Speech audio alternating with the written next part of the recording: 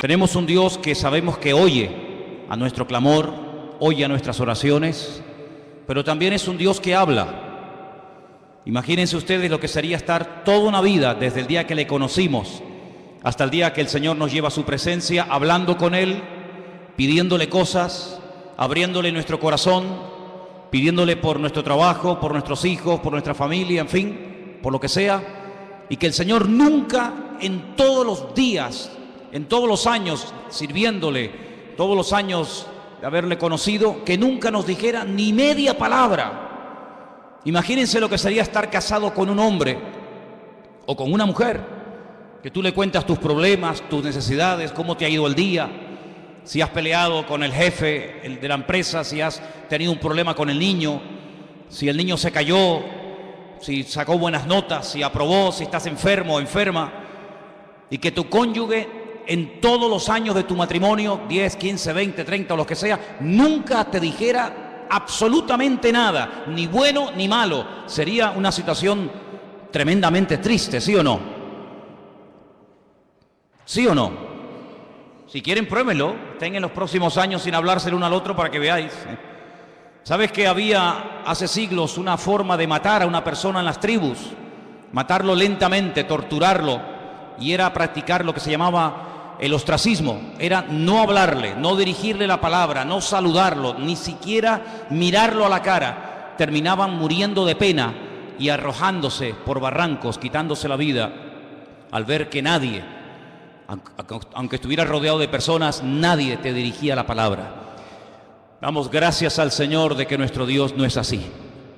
Nuestro Dios no es sordo, pero nuestro Dios tampoco es mudo. Él habla. Y hay muchos textos a lo largo de la palabra de Dios donde vemos que Dios habla individualmente, colectivamente, durante el día, durante la noche, en momentos de urgencia, en la cárcel, en fin, en muchísimas situaciones, momentos y lugares de la vida. No siempre habla igual. No siempre el que tiene que oír la voz de Dios la oye. La Biblia nos enseña que hay momentos en los que la ceguera, la dureza de corazón, la actitud del hombre es tan mala que aunque el Señor le esté hablando no se entera. Y es tremendamente triste ver que a veces Dios le habla a la gente, le está mostrando el camino, le está indicando que por ahí no va bien o por aquí va bien o esto hay que hacerlo o aquello no hay que hacerlo, y él ni se inmuta, ni se entera. Es como si el mensaje le pasara por encima de su cabeza. Vamos a ver en esta tarde diferentes formas como Dios nos puede hablar a nosotros, sí, hermanos, en pleno siglo XXI. Hoy en día nuestro Dios también habla. Hechos capítulo 8. Hemos leído, nuestro hermano Marco nos leía que había comenzado la persecución en Jerusalén. Todo iba muy bonito, todo iba muy bien, pero la persecución comenzó. Los creyentes tuvieron que salir despavoridos, huyendo a diferentes lugares.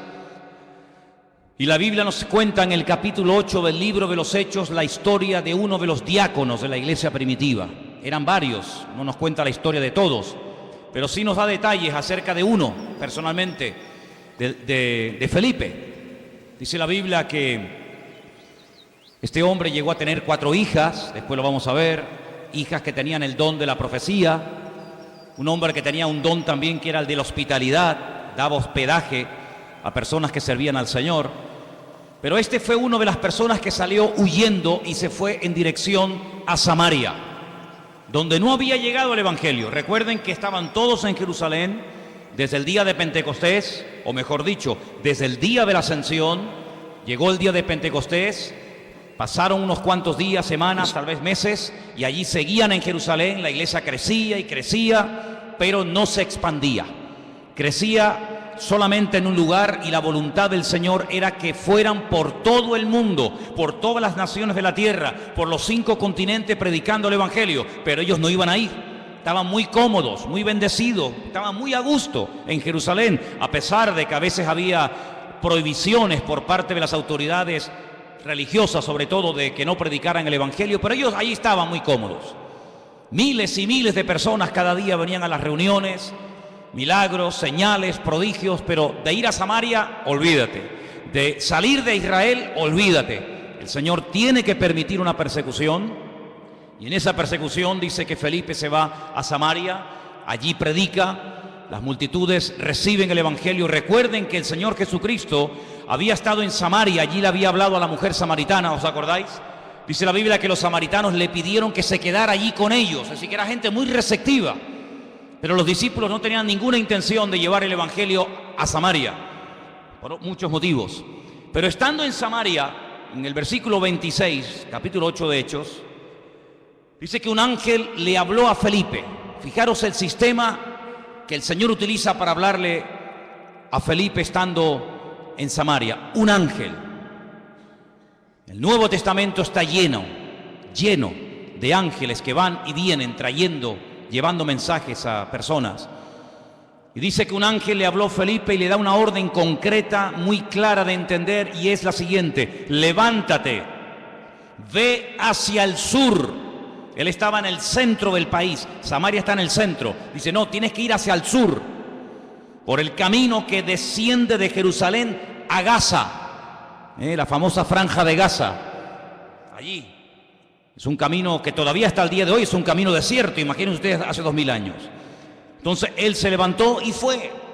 Esto es muy fácil leerlo, ¿no? El Señor le habla a través de un ángel, lo deja todo y se marcha. Ya.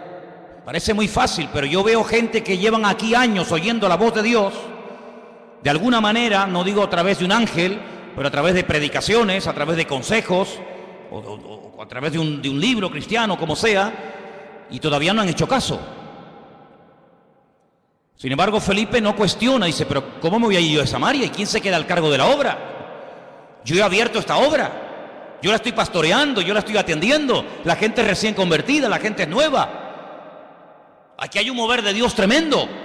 ¿Cómo me voy a ir yo de aquí? Y además, ¿a dónde? Me tendré que ir a un sitio mejor, ¿no? No, al desierto. No cuestiona la orden, no pone excusas, no dice yo no puedo, yo estoy demasiado liado ahora mismo, búscate a otro. Sino que dice que se levantó y se fue al desierto, en obediencia. Yo llamo a este hombre Felipe el obediente. Amén, hermanos. Felipe el obediente. No cuestiona, no duda, no pospone la orden, sino que dice, se levantó y se fue.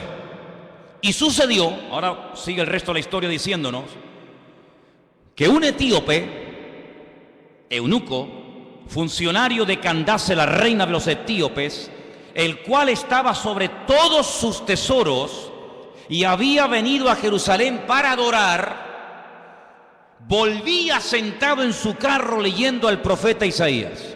Ya había ido a Jerusalén, menudo viaje en carro, desde África, desde Etiopía hasta Jerusalén. Un viaje enorme. No fue en avión, no fue en tren, no fue en coche, fue montado en un carro que por muy cómodo que fuera, pues imagínate. Y ahora volvía. El objetivo por el cual había ido de Etiopía a Jerusalén era para adorar a Dios. Primero, él no iba a poder entrar en cualquier parte del templo. Primero, porque no era judío. Segundo, porque era eunuco. Y por otras muchas cosas más. Sin embargo, el hombre no se desanima por sus limitaciones, sino que va a Jerusalén, y me llama la atención que dice que había llevado mucho dinero, todos sus tesoros. Claro, es que no le iba a resultar nada fácil que un rabino judío le vendiera nada más y nada menos que el rollo, el pergamino del profeta Isaías. Eso le habrá costado una auténtica fortuna. Venderle a un extranjero, a un no judío, el libro del profeta Isaías, eso costaba una fortuna. Pero él volvía y dice que venía leyendo. Luego tuvo que aprender a leer en hebreo, porque él como etíope no hablaba hebreo. Pero era tanto el interés, era tanto el anhelo que tenía este hombre de buscar a Dios, que tuvo que aprender, alguien le tuvo que enseñar a leer en hebreo y a entender lo que leía. Y no contento con haber ido a adorar al templo a Jerusalén, volvía aprovechando el tiempo, sentado en su carro leyendo al profeta Isaías. Y yo le doy de verdad infinitas gracias al Señor, porque el Señor le mostró, el Señor le inspiró a Lucas, que es el que escribe este relato, y nos cuenta qué trozo del libro de Isaías venía leyendo, nada más y nada menos que una parte del famoso capítulo 53 del libro de Isaías, que se titula Sufrimientos del siervo del Señor. Y el pasaje que leía era este, versículo 32. Como oveja a la muerte fue llevado, como cordero mudo delante del que lo trasquila, así no abrió su boca. En su humillación no se le hizo justicia. Mas su generación, ¿quién la contará? Porque fue quitada de la tierra su vida. Si yo pregunto en esta tarde, y por favor respondan, ¿de quién está hablando aquí el profeta Isaías? Del Señor Jesucristo. Todos los creyentes, por poco tiempo que lleven, al leer este texto, como cordero mudo fue llevado al matadero. En su humillación no se le hizo justicia. Su generación, ¿quién la contará? Automáticamente tú dices, está hablando de Cristo. Sin embargo, él no lo sabía. ¿Te das cuenta? ¿Te das cuenta cómo a veces tu conocimiento, por poco que sea, puede ser muchísimo en comparación con mucha gente que no sabe absolutamente nada de nada? Un pasaje tan claro, tan fácil, tan sencillo de entender. Este pobre hombre no sabía de quién estaba hablando. Y entonces fijaros en el verso 29, ahora no es otro ángel el que tiene que acercarse a Felipe, sino que ahora dice, el Espíritu le dice a Felipe, acércate y júntate a ese carro.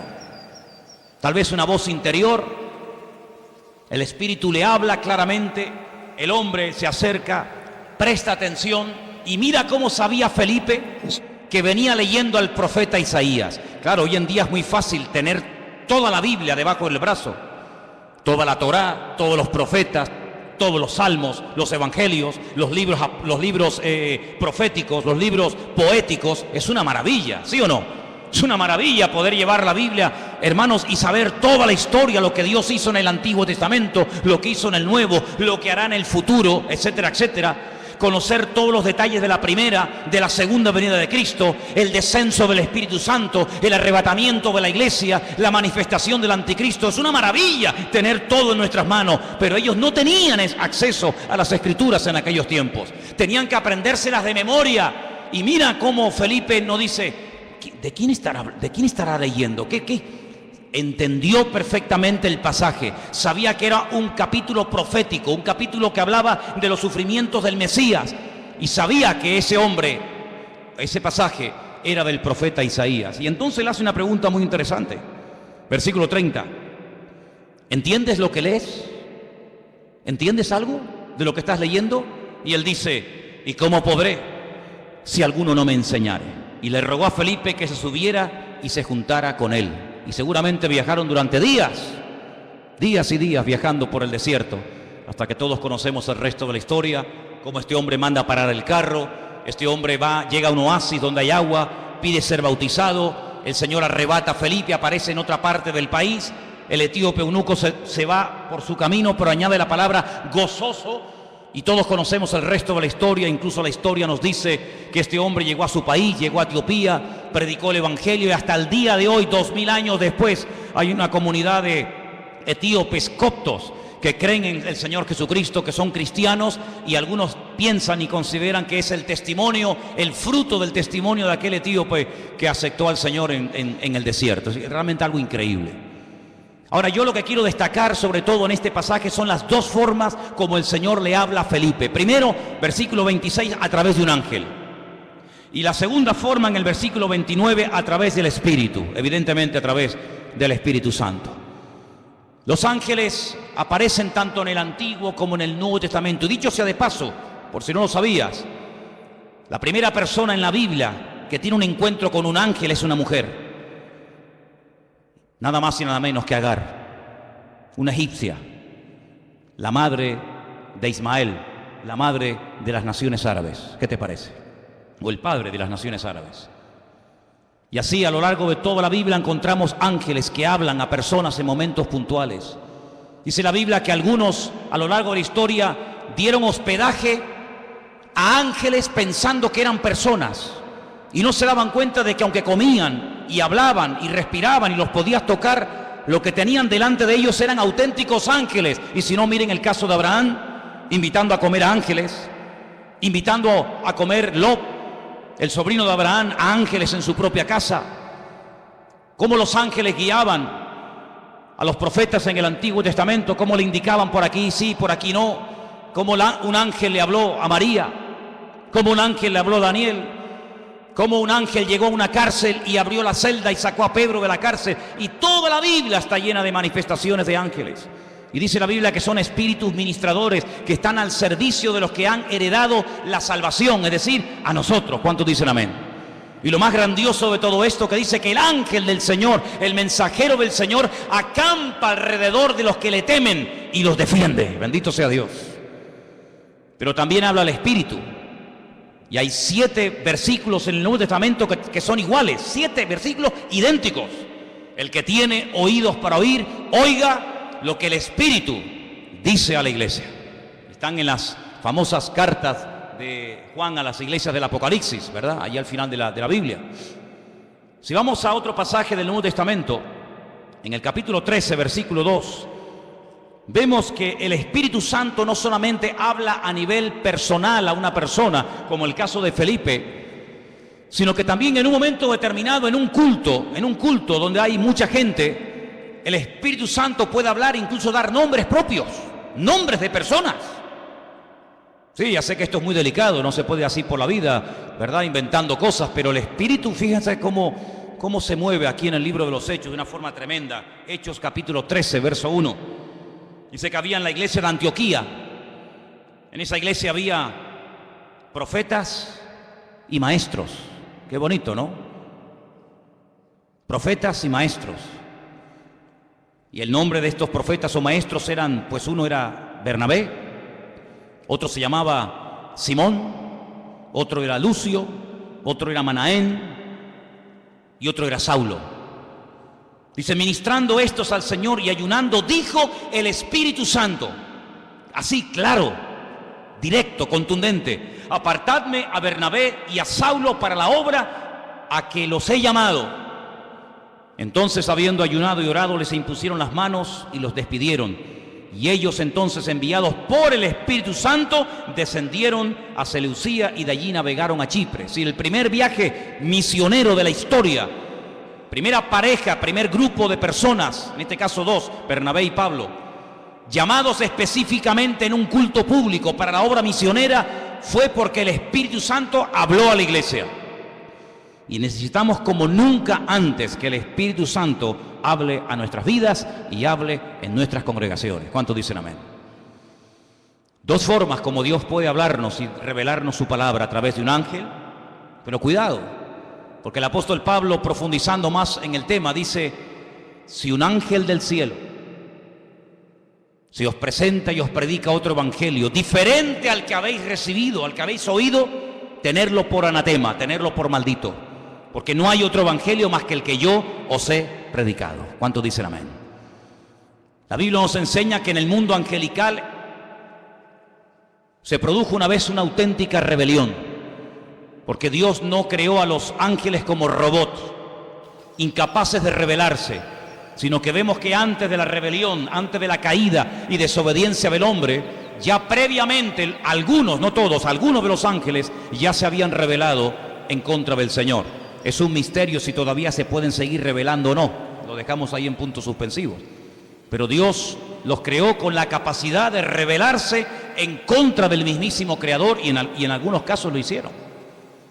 Y por otra parte, el Señor Jesucristo dijo que cuando Él se fuera, Él le rogaría al Padre para que enviara a otro Consolador para que estuviera con su pueblo para siempre. Dice, y Él tomará de lo mío y os lo hará saber. Él os recordará todo lo que yo os he dicho. Él os enseñará lo que ha de venir. Por lo tanto, la iglesia tiene que afinar los oídos para oír la voz del Espíritu Santo hablando a su corazón. ¿Cuántos dicen amén? Pero hay otras formas como Dios puede revelarnos su voluntad. Capítulo 9 de Hechos, un poquito más adelante. Capítulo 9 nos relata la conversión de Pablo. Es el único personaje que en 3 ocasiones diferentes en el mismo libro nos cuenta su testimonio. Capítulo 9, capítulo 22 y capítulo 26. Interesantísimo, ¿eh? Qué conversión tan espectacular tuvo que ser la de este hombre. Qué impacto tan grande produjo la conversión de Saulo, que no se cuenta una vez ni dos, sino tres. 3 ocasiones contando su testimonio en 3 lugares y circunstancias diferentes. En el capítulo 9, cuando el apóstol Pablo está recién, por así decirlo, impactado por el Señor, el versículo 10 dice: había entonces en Damasco un discípulo llamado Ananías, a quien el Señor le dijo en visión. Otra forma, el Señor le dijo en visión.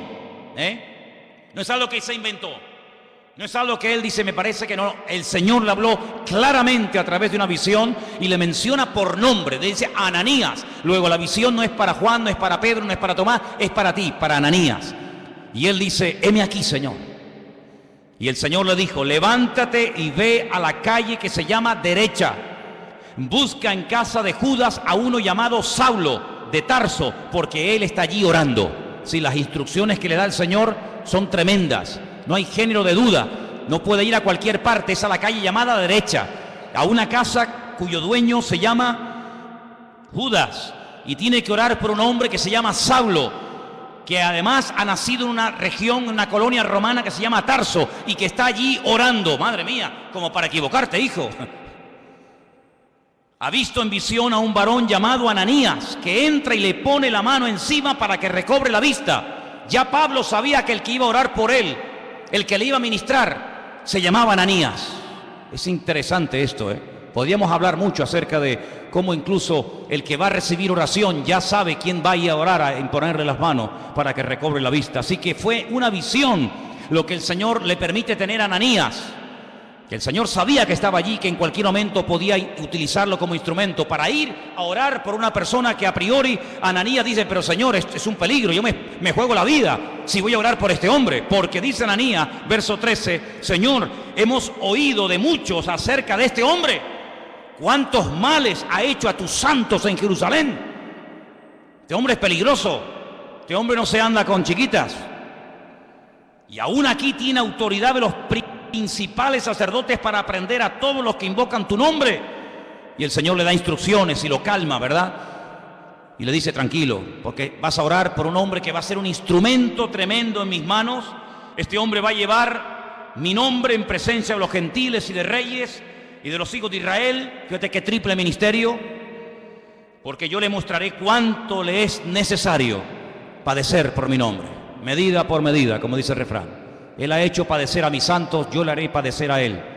Así como él hizo padecer a los demás, también él experimentará en carne propia lo que sufre un creyente cuando es perseguido, cuando es calumniado, cuando es encarcelado, cuando es torturado. Así como él lo hizo a los demás, yo permitiré que se lo hagan a él, para que él sepa también lo que sufrieron aquellos que recibieron su justo trato, ¿verdad? Así que ya vamos por 3 formas diferentes. Vimos en el verso 26 un ángel, en el verso 29 el Espíritu Santo hablándole a Felipe. Ahora en el capítulo 9 vemos al Señor hablándole a través de una visión a un discípulo llamado Ananías en la ciudad de Antioquía. Si vamos, por ejemplo, al capítulo 17 del libro de los Hechos, versículo 10, fijaros qué interesante esta porción. Hechos capítulo 17, versos 10 y 11. Inmediatamente los hermanos enviaron de noche a Pablo y a Silas hasta Berea. Ellos, habiendo llegado, entraron en la sinagoga de los judíos, y estos eran más nobles que los que estaban en Tesalónica, pues recibieron la palabra con toda solicitud, escudriñando cada día las Escrituras para ver si estas cosas eran así.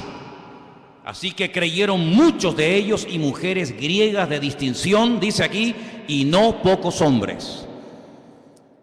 La forma más tradicional, la forma más normal, como en el día de hoy a nosotros nos puede y nos debe de hablar el Señor, es a través de las Escrituras, a través de la palabra escrita del Señor. En ella vamos a encontrar las respuestas a todas nuestras preguntas. En ella vamos a encontrar ejemplos. En ella vamos a encontrar personajes que se encontraron en situaciones muy parecidas o similares a las tuyas. ¿Qué hacer en momentos de calumnia, de soledad, de enfermedad, de incomprensión? ¿Qué hacer cuando quiero agradar a Dios? y me cuesta deshacerme de ciertas y determinadas ligaduras o obligaciones, entre comillas, que me impiden servir al Señor. En la Biblia vas a encontrar la respuesta a eso y a mucho más de lo que tú te puedes imaginar. Y por eso queda reflejado, queda plasmado en el libro de los Hechos que los hermanos de Berea eran personas, dice la Biblia, nobles, porque dice que cada día escudriñaban después del mensaje si lo que Pablo les acababa de enseñar era realmente así o no era así. Eso es como si ahora al terminar el culto, yo cojo y me voy a casa y ustedes se reúnen aparte en este salón o por varios grupos y comienzan a debatir, comienzan a hablar entre ustedes diciendo: hermanos, pastor, esta tarde nos ha hablado de esto, ¿qué opinas? Pues oye, lo que ha dicho es cierto o no es cierto, o lo dice aquí o lo dice allá. Así hacían los hermanos de Berea, pero no con un espíritu crítico, no para buscarle el fallo, no para criticar o cuestionar la enseñanza, no, sino para reafirmarse en lo que aparentemente parecía del Señor, pero ellos querían no solamente oír, sino que la palabra avalara, que la palabra, ¿verdad?, apoyara el mensaje, la enseñanza del apóstol Pablo, lo cual me parece excelente. ¿Cuántos dicen amén? Personas que sabrían: bueno, tú tienes algo que decir, venga, sube, compártenos, predícanos. ¿Has terminado? Sí, ¿tienes algo más que decir? ¿No? Muy bien, gracias hermano, que Dios te bendiga. Ahora nos quedamos un momento, opinamos, charlamos, escudriñamos las Escrituras para ver si ese argumento que nos presentó tiene base bíblica, para ver si eso que nos dice de que aquel hombre era el Mesías y era el verdadero, a ver si es así, si no es asado. Realmente algo increíble. Así deberíamos de ser todos nosotros. El apóstol Pablo le recomendaba a su hijo en la fe, a Timoteo: entre tanto que yo voy, ocúpate en la enseñanza, en la lectura y en la exhortación. Y le dice algo tremendo. La otra noche me desperté con ese texto y hasta sabía dónde estaba ese versículo que está en 2 de Timoteo 3:16. Toda la Escritura es inspirada por Dios. ¿Cuántos conocen ese versículo? ¿Lo buscamos? 2 de Timoteo 3:16. Vamos a leerlo juntos, por favor. Versículo que deberían ustedes de aprenderse de memoria. Muy útil en estos tiempos. Dice así, 2 de Timoteo 3:16. Vamos a leerlo juntos.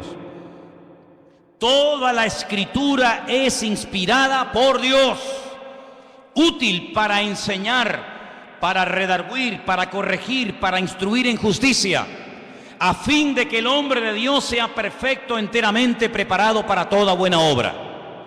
Es decir, que cuando usted busca ser instruido, ser enseñado, ser amonestado, ser confrontado, vaya a la palabra y la palabra le va a hablar. Si usted tiene una buena actitud, si usted verdaderamente quiere aprender, si usted verdaderamente quiere corregir cualquier error doctrinal, cualquier mala costumbre de su vida, vaya y a la luz, al espejo de la palabra de Dios, el Señor le va a hablar, porque la palabra dice que es útil y ayuda al que está empezando, ayuda al que lleva mucho tiempo, ayuda al que está pensando dar un paso de fe, ayuda al que está un poco decaído y no sabe qué hacer, ayuda al nuevo, al viejo, nos ayuda a todo. La palabra de Dios es tremendamente útil. ¿Cuántos dicen amén? Y hay que escudriñarla. Jesús dijo: escudriñad, meteros en la palabra, estudiar la palabra, porque ellas son las que dan testimonio de mí.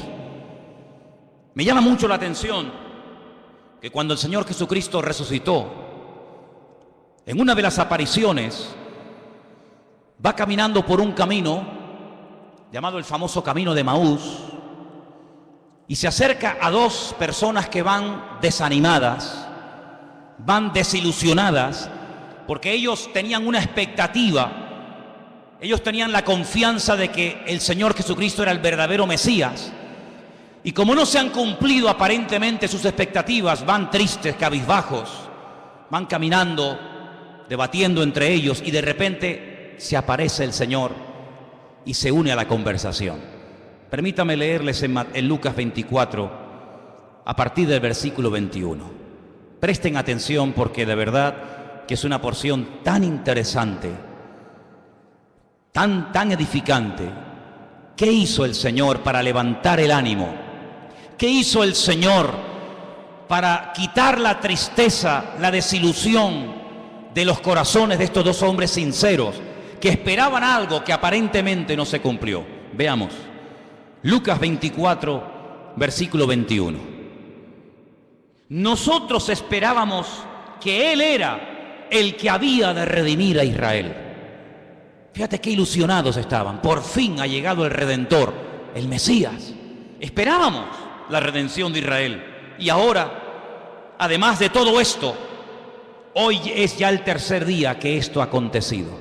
Parece como que por un momento les pasa por la mente el hecho de que Él había dicho que al tercer día resucitaría.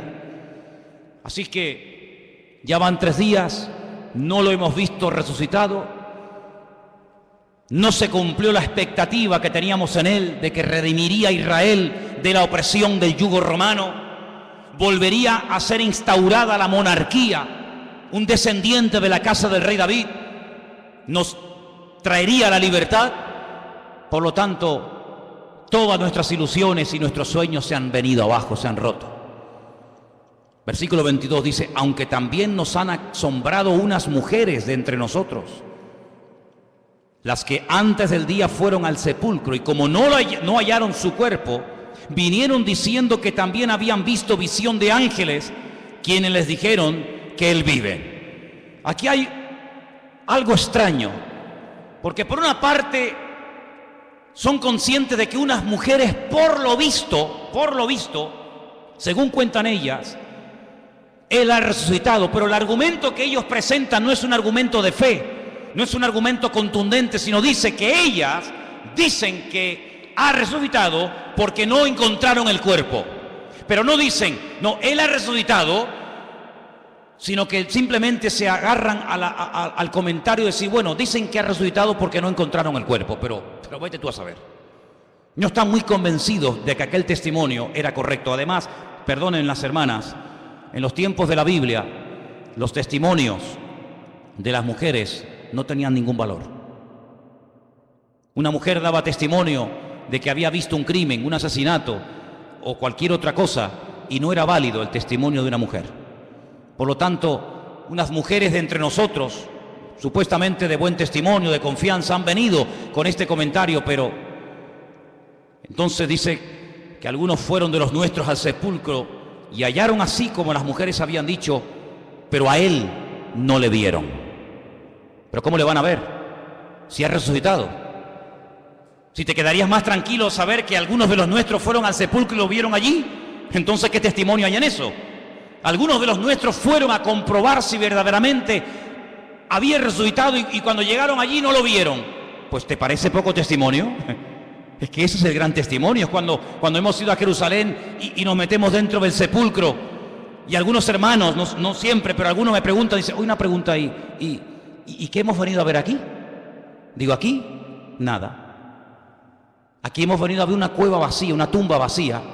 Este es el gran testimonio. Si viniéramos aquí y viéramos que está ocupada, te aseguro que yo no hubiera venido aquí tantas veces. Pero lo grandioso de nosotros es que vamos a Jerusalén y vemos una tumba que está totalmente vacía y se puede visitar. ¿Cuántos dicen amén? Si estuviera ocupada, pues menuda ruina. Vana sería nuestra fe, dice la Biblia. Ahora escucha bien esto. Esto es tremendo. Entonces Él les dijo, ahora habla el Señor. Hasta ahora han hablado ellos. Ahora va a hablar el Señor y les dice: oh insensatos y tardos de corazón para creer todo lo que los profetas han dicho. Tardos de corazón. ¿Por qué os cuesta tanto creer? Eso significa tardos de corazón. ¿Por qué tardáis tanto en creer? Una pregunta, ¿hay alguno entre nosotros que sea tardo de corazón? ¿Alguien que le cueste creer? Has oído el testimonio de fulanito, has visto la vida cambiada de no sé quién, has oído el milagro del tal, has escuchado al pastor predicar, has escuchado el otro día a otro chico predicando, has ido a una iglesia por aquí, has ido a una iglesia por allá, pero todavía no estás convencido. Eso se llama ser tardo de corazón. No tenemos que ser tardos de corazón, tenemos que estar abiertos a creer lo que hay que creer y a rechazar lo que no hay que creer, hermano. ¿Cuántos dicen amén? Hay gente que lee el periódico y todo lo que leen se lo creen. Tienen una fe impresionante en el periódico. O ven un programa de televisión y se creen todo lo que los que han estado en esa tertulia acaban de decir. Pero después cuando leen la Biblia, la dudan y la cuestionan. O sea, en el periódico no hay que tener fe. Donde hay que tener fe es en la palabra de Dios. ¿Cuántos dicen amén? No, es que el periodista el otro día dijo que no sé qué. Pero bueno, ¿el periodista quién es? ¿Es algún profeta? Me dice, tardos de corazón. No era necesario que el Cristo padeciese estas cosas y que entrara en su gloria. ¿Es que acaso ha ocurrido algo por casualidad? ¿Es que se le ha ido de las manos el control al Eterno? ¿No era necesario que ocurriera todo esto? Su muerte, su crucifixión, su rechazo, su resurrección. ¿Era necesario todo esto? Todo ha salido perfecto. Todo ha salido perfecto. Es que Pilato podía haberle librado de la muerte, pero gloria a Dios que no lo libró, aunque suene fuerte, ¿sí o no? Gloria a Dios que no dijo, pues no, yo aquí mando. Yo soy el gobernador y os vais todos para casa. Yo a este hombre lo encuentro inocente y lo perdono. Venga, Jesús, vete para casa. Menuda ruina. Yo doy gloria a Dios que Pilato, a pesar de que sabía que era un hombre justo e inocente, lo mandó a crucificar. ¿Tú no? Yo me alegro muchísimo de que nada ni nadie pudo librar de la muerte al Señor. Nada ni nadie. Yo le doy gracias al Señor de que aguantó la tentación de no bajarse de la cruz cuando le decían, si eres el Hijo de Dios, bájate y demuéstralo. Él podía haber dicho, pues mira, te lo voy a demostrar, hombre. Ya me tenés hasta las narices. Pero yo doy gracias al Señor de que no se bajó. Yo doy gracias al Señor que se murió y que murió como tenía que morir. Y también doy gracias al Señor porque todas las profecías que estaban escritas acerca de Él se cumplieron perfectamente. Y por eso Él les dice, todo esto era necesario. Y comenzando desde Moisés, desde la Torá, el Pentateuco, siguiendo por todos los profetas, Isaías, Jeremías, Habacuc, Sofonías, Abdías, Malaquías, etcétera, etcétera, etcétera, les declaraba en todas las escrituras lo que de él decían. Aquí menciona a Moisés, la Torá, menciona a los profetas y menciona las escrituras, y con esas tres palabras en hebreo forman la palabra Tanaj. Así se llama el Antiguo Testamento en hebreo, Tanaj, que es la unión de la Torá, de los Neviín y de los Ketubín, de los profetas, de los escritos y de la ley de Moisés, la Torá. Y les abrió los ojos y les mostró cómo a través de las escrituras tenían que creer que lo que había ocurrido no era producto de la casualidad. Y por eso, amados, nosotros tenemos hoy en día una herramienta tremenda. Podemos estar seguros de que Jesús no fue un impostor. Podemos estar plenamente convencidos de que el Nuevo Testamento no es una historia inventada, de que Jesús no es un mito, un personaje histórico, pero que a la hora de la verdad no existió. Nosotros podemos tener la completa seguridad de que la palabra que tenemos en nuestra mano no ha sido ni tergiversada, no se la ha quitado, no se la ha añadido. Es una palabra perfecta. Y el cielo y la tierra podrán pasar, pero su palabra permanecerá por toda la eternidad. La palabra de Dios es la fuente de nuestra fe, es la base, el fundamento de nuestra creencia. Las profecías se cumplieron todas, no faltó ni una por cumplirse. Y no eran producto de la casualidad, sino que todo estaba bajo el control del Señor. Y hoy en día les digo, hermano, que ese Dios que controló la primera venida de Cristo tiene todo bajo su control, y todo lo que está ocurriendo porque Dios así lo está permitiendo. ¿Cuántos dicen amén? Porque ni una hoja de un árbol se cae sin permiso del Señor.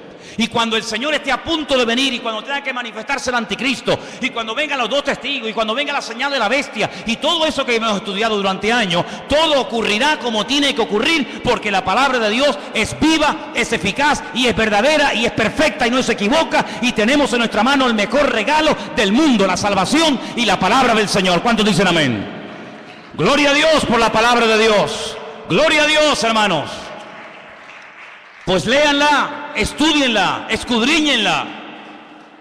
Si alguien busca voluntad de Dios, métete en la Biblia, métete en la palabra, levántate temprano, acuéstate más tarde si quieres, y comienza a leer y a buscar por aquí y a buscar por allá, y seguro que el Señor te hablará tu vida, porque el Señor siempre habla a través de su palabra. Fíjate qué poder tan grande tiene la palabra de Dios, que hasta Cristo la usó para atacar al diablo cuando era tentado en el desierto de Judea. Podía haber usado cualquier otro argumento, ¿sí o no? Pero sin embargo, ¿qué hizo? Usar la palabra. Escrito está, escrito está, escrito está. Y con esas palabras desmanteló las tentaciones del diablo y pudo tener un ministerio eficaz, un ministerio victorioso, porque la palabra de Dios le da efectividad a nuestra vida. Bendito sea Dios. Así que hemos visto cómo los ángeles pueden ser en un momento determinado usados por el Señor para hablarnos. Vemos como también el Espíritu Santo puede hablar claramente en la iglesia o a nivel personal. Vemos cómo a través de una visión, a través de la palabra. Capítulo 21 del libro de los Hechos, hay algo muy interesante que aquí se menciona y aparece un personaje poco conocido,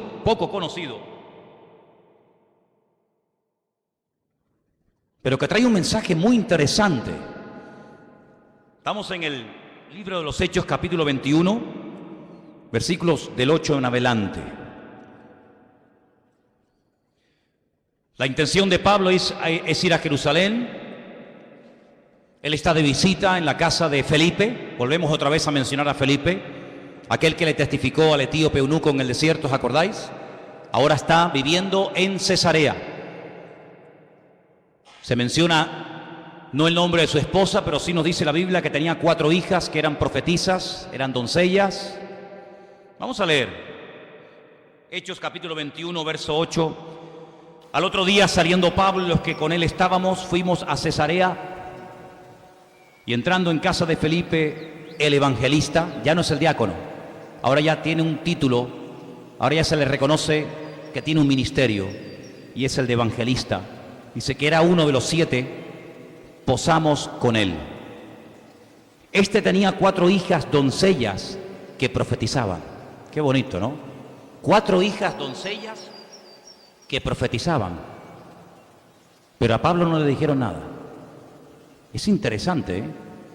4 hijas doncellas que profetizaban, pero a Pablo no le comunicaron absolutamente nada. Tiene que venir un varón, versículo 10, permaneciendo nosotros allí algunos días, descendió de Judea un profeta llamado Agabo.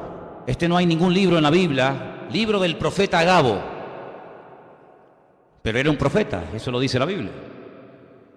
Y dice que vino a vernos, tomó el cinturón, el cinto de Pablo, se ató los pies y las manos y dijo: esto dice el Espíritu Santo.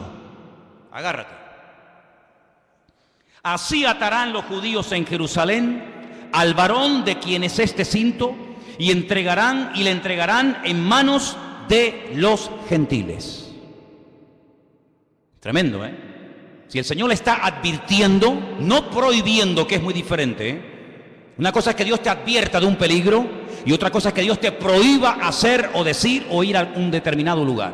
Aquí el Señor no le está prohibiendo a Pablo nada, sino le está advirtiendo: esto es lo que te va a pasar si subes a Jerusalén. Es como cuando David consultaba con el Señor, tomando el efod, dice la Biblia, consultaba palabra del Señor y decía: Señor, por esta gente que yo he dado tanto, esta ciudad que yo liberé, esta ciudad por la que yo di mi vida y mis soldados se jugaron la vida para liberarla, si yo me quedo aquí y vienen a reclamarme mi vida, ¿los habitantes de esta ciudad me entregarán, sí o no?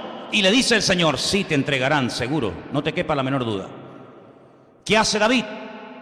Sabiendo que si se queda en la ciudad le van a entregar, David coge y se marcha. Tenía las 2 opciones, era algo futurible, algo que podía ocurrir. Depende de la actitud del que recibiera el mensaje. Si te quedas te entregan, si te vas no pasa nada. En este caso, Agabo, este profeta que viene de Judea, le dice al apóstol Pablo: mira, así como yo me estoy amarrando con tu cinturón, es un mensaje objetivo para que lo entiendas. Así como me están amarrando con tu cinturón, así te van a amarrar a ti como subas a Jerusalén. ¿Qué hace Pablo? Sigamos leyendo. Versículo 12. Al oír esto, le rogamos nosotros y los de aquel lugar que no subiese a Jerusalén. Entonces Pablo respondió, y miren lo que dice: ¿qué hacéis llorando y quebrantándome el corazón? Porque yo estoy dispuesto no solo a ser atado, mas aún a morir en Jerusalén por el nombre del Señor Jesús. Tremendo, ¿eh? Como no le pudimos persuadir, desistimos diciendo: hágase la voluntad del Señor. A veces le decimos a una persona: no hagas esto, no hagas tal, no hagas cual. Pero en resumidas cuentas, lo que tenemos que orar es: Señor, que se haga tu voluntad en la vida de esta persona. Obligar a una persona a hacer algo que en el fondo no quiere hacer no sirve de nada, porque en cuanto te dé la espalda lo va a hacer. Señor, yo ya le he hablado, Señor, yo ya le he dicho lo que hay, lo que le puede pasar, pero que se haga tu voluntad, porque yo no soy Dios. Haz tú la obra en este hombre o en esta persona. ¿Cuántos dicen amén? Tú sabes lo que te va a pasar. Te van a atar, te van a meter mano, lo vas a pasar mal. Te pedimos, por favor, hermano, que no subas. Yo no sé, y permítame dar una opinión personal, yo no sé si Pablo se equivocó. Yo no sé si Pablo tenía que haber sido más precavido y podía haber dicho, bueno, pues ¿qué necesidad tengo yo de subir a Jerusalén? Voy a seguir predicando en otros lugares. Yo no sé si Pablo pecó de imprudente. Lo que está bien claro es que Pablo no tenía la prohibición de no subir. Si el Espíritu le hubiera dicho que no subiera, Pablo no hubiera subido, te lo puedo asegurar. Porque Pablo era un obediente a la voz del Señor. Había momentos en los que Pablo quería ir a predicar a un lugar y el Espíritu se lo prohibía y Pablo no insistía. Pablo decía, bueno, pues si no quiere el Señor, no voy, y punto. Había momentos en los que Pablo se dejaba descolgar en un canasto por un muro para salir huyendo, porque él entendía que era el momento de huir, pero hay momentos en los que es el momento de quedarse. Y Pablo entendió que tenía que subir a Jerusalén a pesar de lo que le han advertido que le va a pasar. Luego, aquí hay un mensaje profético personal en la vida de Pablo, que Pablo lo tiene en cuenta, pero por encima de esa palabra profética, por encima de esa palabra de advertencia, diríamos más bien, el apóstol Pablo decide subir y todos conocemos el resto de la historia. La vida de Pablo dio un giro total y absoluto a raíz de esa decisión de subir a Jerusalén. Sabemos todos, en fin, todo lo que se le vino encima. Dios puede hablar también, ¿cómo no?, a través de palabras proféticas, sí, claro que sí. Pero Pablo, por encima de la palabra profética, y este era un profeta verdadero y genuino, por encima de esa palabra pone el sentir de su corazón y su relación con Dios, y el argumento que presenta es este: no me estéis lloriqueando ni quebrantándome el corazón, porque quiero dejar bien claro que no solamente estoy dispuesto a que me aten y me torturen, sino estoy dispuesto incluso a dar mi vida, si hace falta, por la causa del Evangelio y por mi Señor Jesús. Lo tenía clarísimo en su vida. Así que hemos visto como los ángeles, el Espíritu Santo, a través de una visión, el Señor también con voz audible, como no, a través de profecías, pero también hemos visto muchas veces en la palabra de Dios que Dios habla a través de sueños, ¿sí o no? Muchas veces. El caso de José, el caso del otro José, el del Nuevo Testamento, que dice que dice la Biblia que el Señor le habló en un sueño, que tenía que aceptar a su mujer, que no la había engañado, que no la había mentido, ¿verdad? Hay momentos en la Biblia en los que Dios habla a través de sueños. La Biblia dice que una de las señales de los últimos tiempos es que los ancianos tendrán sueños y los jóvenes tendrán visiones. Lo dice el profeta Joel en el capítulo 2. Los jóvenes tendrán visiones y los ancianos soñarán sueños. Y si quieres saber si eres joven o anciano, pues mira a ver qué estás. O estás teniendo visiones o estás teniendo sueños. Y ahí ya sabes por dónde van los tiros, ¿no? Pero dicho sea de paso, lo más importante de todo esto es siempre lo que la palabra de Dios termina como conclusión diciéndonos. Podemos tener sueños, podemos tener visiones, podemos tener un sentir. Alguien nos pudo decir por ahí no sé qué cosa, pero no te olvides que el Señor hoy en día, como habla a su pueblo y a su iglesia, es a través de su santa y bendita palabra. ¿Cuántos dicen amén? Es a través de la palabra de Dios que sabemos lo que tenemos que hacer. Y quiero terminar leyendo en Hechos capítulo 1. Hechos capítulo 1, para que veáis cómo hay un texto que en aquellos días de espera, desde la ascensión de Cristo hasta que llega el día de Pentecostés, ellos están estudiando la palabra, ellos están analizando las Escrituras y llegan a un texto que dice lo siguiente. Hechos capítulo 1, versículo 20. Hechos 1, versículo 20. Esta palabra que vamos a leer, ellos la leyeron del Salmo 69. Salmo 69 dice así: está escrito en el libro de los Salmos: sea hecha desierta su habitación y no haya quien more en ella. Tome otro su oficio y tome otro su oficio. Ellos interpretaron por este versículo del Salmo 69, repito, ellos interpretaron que había quedado un vacío cuando Judas, uno de los discípulos, se ahorcó y se quitó la vida. Ellos entendieron que según este salmo había que nombrar a otros. Ahora, cuidado, ellos recurren a la palabra, ellos saben que el Salmo 69 dice que, da a entender indirectamente que Judas se suicidaría, que Judas se quitaría de en medio, que otro tendría que ocupar su lugar, pero interpretan mal la palabra. Ellos hacen una votación, ellos dicen, bueno, fulanito o menganito. Dice que echaron suertes, la suerte cayó sobre un discípulo fiel que había estado con ellos desde el principio, llamado Matías. Ellos deciden que Matías sea el que ocupe el lugar de Judas, el que se ha ahorcado, pero nosotros sabemos por la historia bíblica que así no se mueve el Señor. Hemos visto cómo Dios habla por sueños, por visiones, por profecías, por la palabra, el Espíritu Santo, pero nunca a través de la suerte, nunca a través de echar suertes.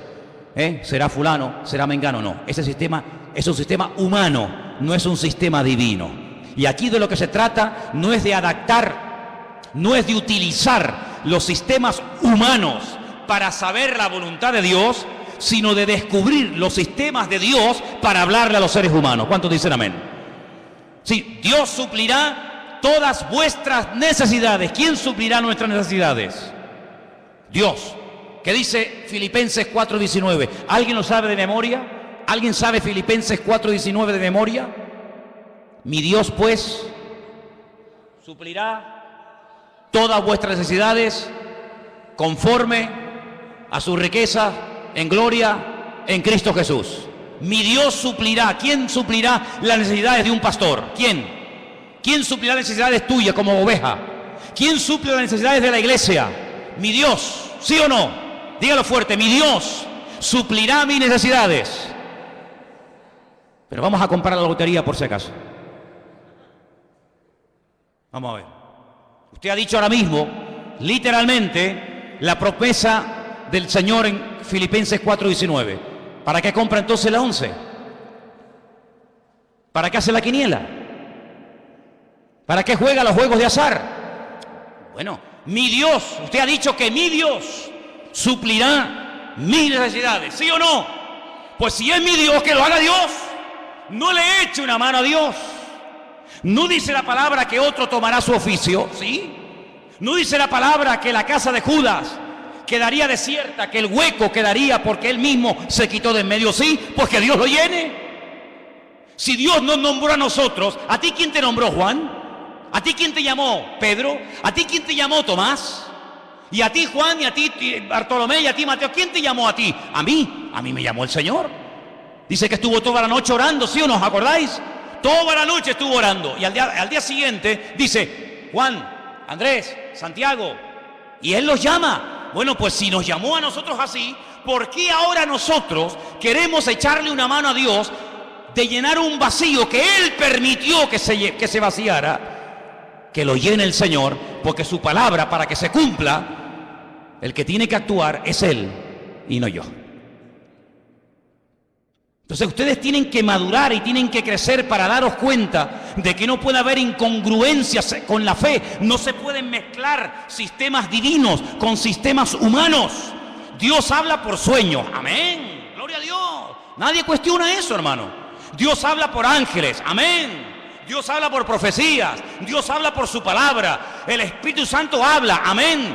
¿Te parecen pocas formas? ¿Te parecen pocos sistemas? ¿Que falta alguno más? ¿Que te tienes que inventar un nuevo sistema para que Dios te hable? No te tienes que inventar nada. Tienes que amoldarte a los sistemas bíblicos. ¿Estás buscando la voluntad de Dios? Gloria a Dios, me parece estupendo. Pero no es Tim Marín de Dos Pingües, Cucaramaca, Titirifue. No, no es eso. Señor, háblame.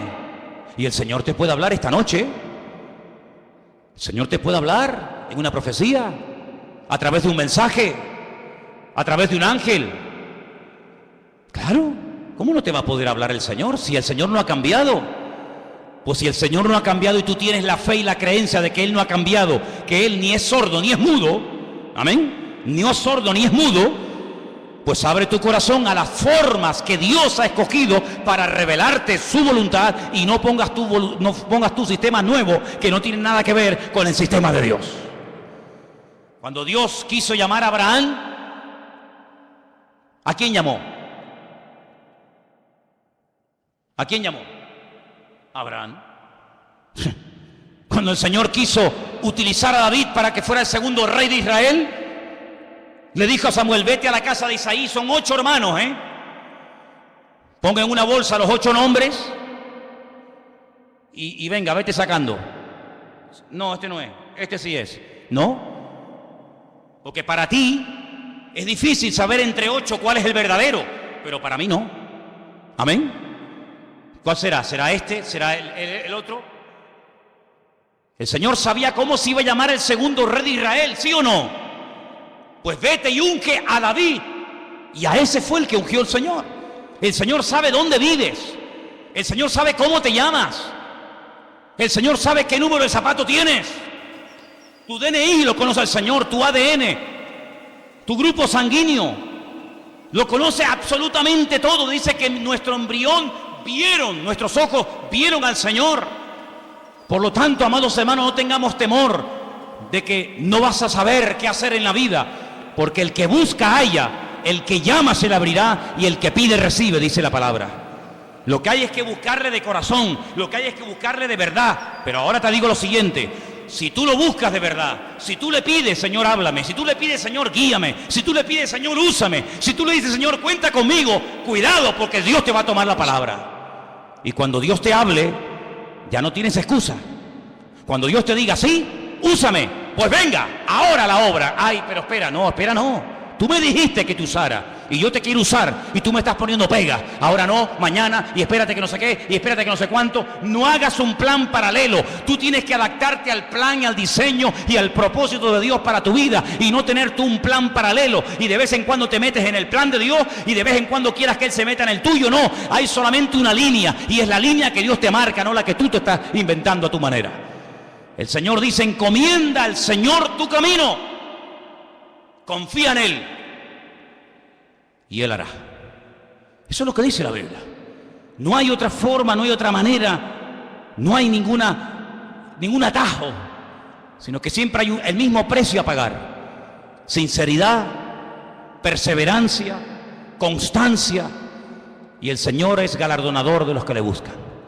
Si tú estás buscando palabra de Dios para tu familia, para tu matrimonio, para tus estudios, para tu presente o para tu futuro, si estás buscando palabra de Dios, no que Dios te bendiga tus planes, porque Dios no tiene ninguna obligación de bendecir tus proyectos, Eso es lo que a lo mejor alguien te enseñó, pero yo no te lo enseñaré nunca. Dios no tiene ninguna obligación de avalar y de apoyar tus negocios, tus proyectos, tus ideas, tus planes, tus anhelos y tus sueños de la vida. No, te equivocas. Dios bendice lo que es de Él, lo que Él manda que se haga, lo que Él manda que se ejecute. Eso es lo que Él bendice y prospera y respalda y sostiene. Lo demás no tiene nada que ver con sus sueños. Cierra tus ojos en esta tarde, allí donde estás. Yo te he enseñado.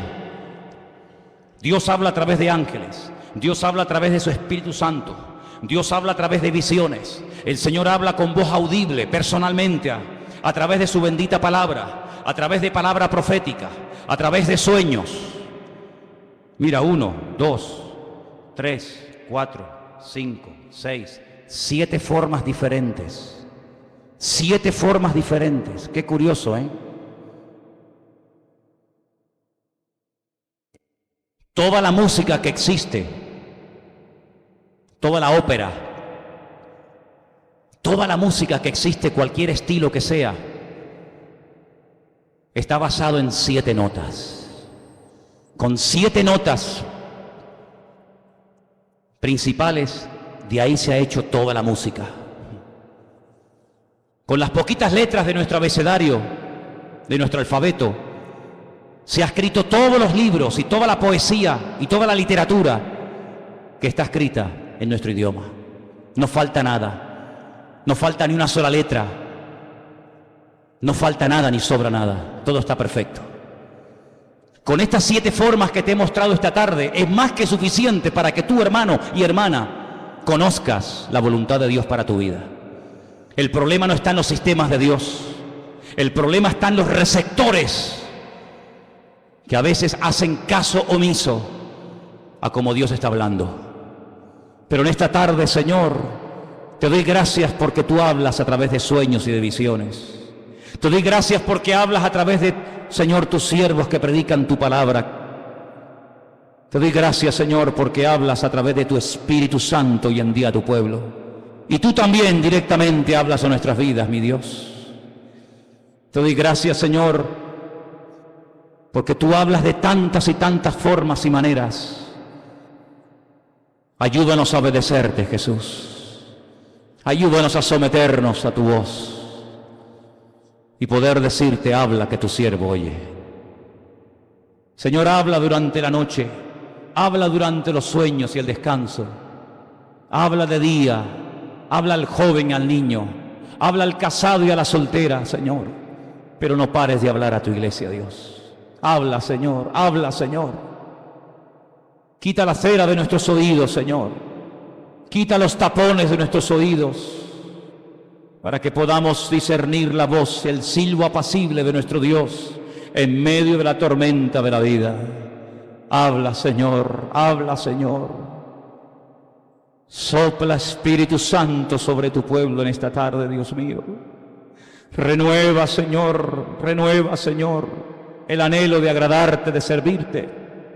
Habrá algo más glorioso que servirte a ti. Habrá algo más maravilloso que dedicarte la vida a ti. Bendito sea el nombre del Señor. Bendito sea el nombre del Señor. Los cielos y la tierra están llenas de tu gloria, Señor. Alabado sea, Señor. Si estás buscando la voluntad de Dios para tu vida, si estás buscando servir al Señor de alguna manera, abre tu corazón. El más interesado en que le oigas es Él. El más interesado en que hagas su voluntad es Él. Él sí que tiene ganas de hablarte. Él sí que tiene ganas de revelarse a su vida. Él sí que tiene ganas de guiarte y de pastorearte. Él sí que tiene ganas. Él no está sordo ni mudo. Él habla al corazón dispuesto a la vida diligente, al hombre y a la mujer humilde que quieren hacer la voluntad de Dios. Aleluya. Bendito sea tu nombre, Padre. Gracias porque tu palabra es viva, es eficaz. Siempre toca, siempre habla, siempre dirige. Lámpara es a mis pies tu palabra y lumbrera mi camino. Aleluya.